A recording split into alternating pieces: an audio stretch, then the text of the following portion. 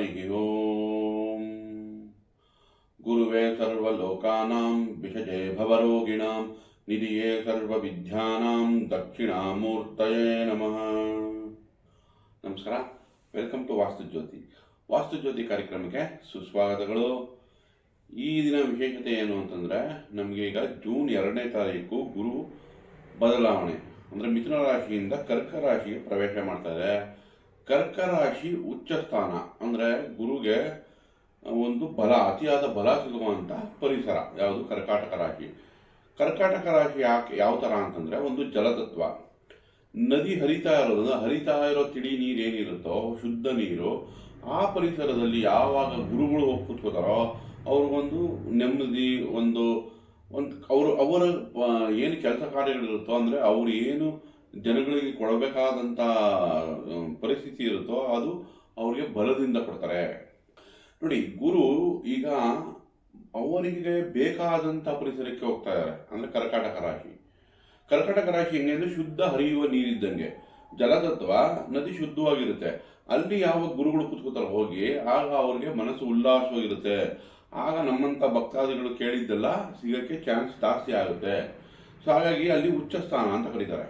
ಯಾಕೆ, ಈಗ ನೋಡಿ, ಎಲ್ಲ ದೇವಸ್ಥಾನಗಳಾಗ್ಬೋದು ಅಥವಾ ಋಷಿಮುನಿಗಳಾಗ್ಬೋದು ನದಿ ತೀರದಲ್ಲೇ ಅವ್ರದ್ದು ಸಮಯ ಜಾಸ್ತಿ ಕಳೀತಾ ಇದ್ರು.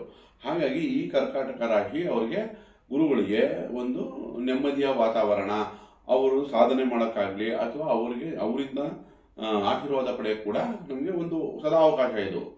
ಅದರಲ್ಲೂ ನೋಡಿ, ನಮಗೆ ಕರ್ಕ ರಾಶಿ, ಆಮೇಲೆ ವೃಶ್ಚಿಕ ರಾಶಿ, ಮೀನ ರಾಶಿ ಜಲತತ್ವ ಆಗುತ್ತೆ. ಹಾಗಾಗಿ ಜಲತತ್ವದಲ್ಲೇ ಕನೆಕ್ಟ್ ಆಗಿರೋದ್ರಿಂದ ಅನ್ನೊಂದು ವಿಶೇಷತೆ ಏನು ಅಂದರೆ, ಮೀನ ರಾಶಿಯಲ್ಲಿ ಶನಿ ಕೂಡ ಸಂಚಾರ ಮಾಡ್ತಾ ಇದೆ. ಸೊ ನಮ್ಗೆ ಇಲ್ಲಿ ಗುರು ಭಾಗ್ಯ ಅಂದರೆ 9ನೇ ಮನೆ ದೃಷ್ಟಿ ಶನಿ ಮೇಲೆ ಬೀಳ್ತಾ ಇದೆ. ಶನಿಯಿಂದ ಪಂಚಮದಲ್ಲಿ ಗುರು ಇದೆ. ಹಾಗಾಗಿ ಇಲ್ಲೇನಾಗ್ತಿದೆ, ಧರ್ಮ ಕರ್ಮಾಧಿಪತಿ ಯೋಗ ಕ್ರಿಯೇಟ್ ಆಗ್ತಾ ಇದೆ. ಸೊ ಇದ್ರ ಬೆನಿಫಿಟ್ಟು ಈ 3 ರಾಶಿಯವ್ರಿಗೆ ಖಂಡಿತ ಸಿಗುತ್ತೆ.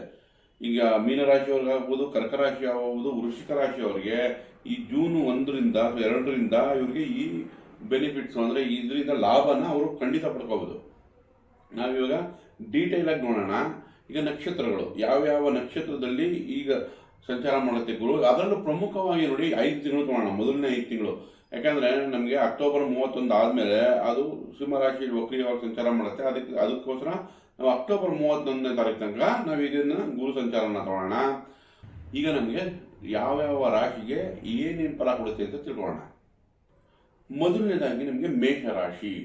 ನೋಡಿ, ಮೇಷರಾಶಿಗೆ ಗುರು 4 ಮನೆ ಅಂದರೆ ಸುಖಸ್ಥಾನ, ಮಾತೃಸ್ಥಾನ ಅಥವಾ ವಾಹನ ಆಗ್ಬೋದು, ಮನೆ ಆಗ್ಬೋದು, ಈ ವಿದ್ಯಾಭ್ಯಾಸ ಆಗ್ಬೋದು. ಯಾವಾಗ ಇದರಲ್ಲಿ ಗುರು ಉಚ್ಚ ಸ್ಥಿತಿಯ ಸಂಚಾರ ಮಾಡುತ್ತೋ ನೋಡಿ, ದೃಷ್ಟಿ ಎಲ್ಲೆಲ್ಲಿ ಬೀಳ್ತಾ ಇದೆ, ಅದರ ದೃಷ್ಟಿ ನಮಗೆ ವೃಶ್ಚಿಕ ರಾಶಿ ಮೇಲೆ ಮತ್ತು ಮಕರ ರಾಶಿ ಮೇಲೆ ಹಾಗೂ ಮೀನ ರಾಶಿಗಳಲ್ಲಿ ಮೇಲೆ ಬೀಳ್ತಾ ಇದೆ. ಯಾರ್ಯಾರು ಮೇಷರಾಶಿಯವರು ಹಾಸ್ಪಿಟಲ್ ಕೆಲಸ ಮಾಡ್ತಾ ಇದ್ದೀರಾ, ಧರ್ಮದತ್ತಿ ಇಲಾಖೆ ಕೆಲಸ ಮಾಡ್ತಿದ್ದೀರಾ, ಟ್ರಸ್ಟಲ್ಲಿ ಕೆಲಸ ಮಾಡ್ತಿದ್ದೀರಾ, ಅಂದರೆ ಸೋಷಿಯಲ್ ಸರ್ವಿಸ್ ಟ್ರಸ್ಟ್ಗಳು ಇರುತ್ತೆ ನೋಡಿ, ಅದರಲ್ಲಿ ಕೆಲಸ ಮಾಡ್ತಾ ಇದ್ದೀರಾ, ಅಥವಾ ಈವನ್ ನಮಗೂ ಫ್ಯಾಕ್ಟ್ರಿಗಳಲ್ಲಿ ಕೆಲಸ ಮಾಡ್ತಾ ಇದ್ದೀರಾ, ಇಂಥವ್ರಿಗೆಲ್ಲ ಇದು ಶುಭದಾಯಕವಾಗೇ ಇದೆ. ಮಿಕ್ದವ್ರಿಗೆ ಶುಭ ಅಲ್ವಾ? ಖಂಡಿತ ಕೇಂದ್ರದಲ್ಲಿದ್ದರೆ ಎಲ್ಲರಿಗೂ ಶುಭನೇ. ಮೇಷರಾಶಿಯವರು ಎಲ್ಲರಿಗೂ ಶುಭನೇ. ಆದರೂ ಕೂಡ ಶನಿ 12ರಲ್ಲಿದ್ದಾಗ ಶನಿನೂ ಸೇರಿಸ್ಕೊಂಡಾಗ ನಾನು ಈ ಕ್ಷೇತ್ರದವ್ರಿಗೆ ಅಧಿಕ ಲಾಭನ ಪಡಿಬೋದು ಅಂತ ಹೇಳ್ತಾ ಇದ್ದೀನಿ. ನಮಗೀಗ ಗುರು 4ರಲ್ಲಿ ಸಂಚಾರ ಮಾಡ್ತಾ ಇದ್ದಾಗ ನೋಡಿ, ಮಾತೃ ಆರೋಗ್ಯ ವೃದ್ಧಿ ಆಗುತ್ತೆ, ವಾಹನ ಖರೀದಿ ಅವಕಾಶಗಳು ಸಿಗುತ್ತೆ, ಅಥವಾ ಮನೆ ಖರೀದಿಯ ಅವಕಾಶಗಳು ಸಿಗುತ್ತೆ. ನಾವಿಲ್ಲಿ ಎಚ್ಚರಿಕೆ ಏನು ವಹಿಸಬೇಕಾದ್ರೆ ಮೇಷರಾಶಿಯವರು ಅಂದರೆ, 12ನೇ ಮನೆ ಶನಿ ಇರೋದ್ರಿಂದ ನಿಧಾನ ಆಗೋ ಸಾಧ್ಯತೆ ಇದೆ. ಗುರು ದೃಷ್ಟಿ ಶನಿ ಮೇಲಿದೆ, ಶನಿ ಖಂಡಿತ ಬ್ಯಾಲೆನ್ಸ್ ಆಗುತ್ತೆ. ಶನಿನ ಧರ್ಮ ಕರ್ಮಾಧಿಪತಿ ಯೋಗ ಯಾವಾಗ ಶುರು ಆಗುತ್ತೋ ಆವಾಗ ಧರ್ಮದಿಂದನೇ ಇದು ಕೆಲಸಗಳಾಗುತ್ತೆ. ಬಟ್ ಸ್ವಲ್ಪ ನಿಧಾನ ಆಗೋ ಚಾನ್ಸಸ್ ಇರುತ್ತೆ. ಹಾಗಾಗಿ ಅದಕ್ಕೆ ನೀವು ಸಹನೆ ಉಳಿಸ್ಕೋಬೇಕು. ಪರಿಹಾರ ಏನೋ ಒಂದು ಸಹನೆ ಉಳಿಸ್ಕೊಳ್ಳೋದು. ಇನ್ನು ನಿಮಗೆ ಮೇಷರಾಶಿಯವರಿಗೆ 11ನೇ ಮನೆ ರಾಹು ಇದೆ, ಅಕ್ಟೋಬರ್ 31 ತನಕ, ಅದು ಕೂಡ ನಿಮಗೆ ಸಹಾಯ ಮಾಡುತ್ತೆ. ಮೇಷರಾಶಿಯವರಿಗೆ ಪಂಚಮದ ಕೇತು ಏನಿದೆ ಅದಕ್ಕೆ ನಮಗೆ ರೆಮಿಡಿ ಬೇಕಾಗುತ್ತೆ. ಇಲ್ಲಿ ನಮಗೆ ಶನಿ ಮತ್ತು ಕೇತುಗೆ ಪರಿಹಾರ ಬೇಕು. ರಾಹು ಆಗಲಿ ಗುರು ಆಗಲಿ ಈ 5 ತಿಂಗಳು ನಿಮಗೆ ಶುಭ ಫಲನೇ ಕೊಡುತ್ತೆ. ಕೇತುಗೋಸ್ಕರ ಪಲಾಶಿ ಪುಷ್ಪ ಸಂಕಾಶಂ ತಾರಕಾಗ್ರಹ ಮಸ್ತಕಂ ರೌದ್ರಂ ರೌದ್ರಾತ್ಮಕಂ ಘೋರಂ ತಂ ಕೇತುಂ ಪ್ರಣಮಾಮ್ಯಂ. ಇದು ಹೇಳ್ತಾ ಹೋಗ್ತಾ ಇದ್ರೆ ನಿಮಗೆ ಖಂಡಿತವಾಗ್ಲೂ ಮಕ್ಕಳ ಅಭಿವೃದ್ಧಿ ಆಗಲಿ, ನಿಮ್ಮ ಇಂಟೆಲಿಜೆನ್ಸ್ ಆಗಲಿ, ನಿಮ್ಮ ಕ್ರಿಯೇಟಿವಿಟಿಗಾಗಲಿ ಕೇತು ಸಹಾಯ ಮಾಡುತ್ತೆ. ಇನ್ನು ಶನಿಗೋಸ್ಕರ ನೀಲಾಂಜನ ಸಮಾಭಾಸಂ ರವಿಪುತ್ರಯಮಾಗ್ರಜಂ ಛಾಯಾ ಮಾರ್ತಾಂಡ ಸಂಭೂತಂ ತಮ್ ನಮಾಮಿ ಶನೈಶ್ಚರಂ.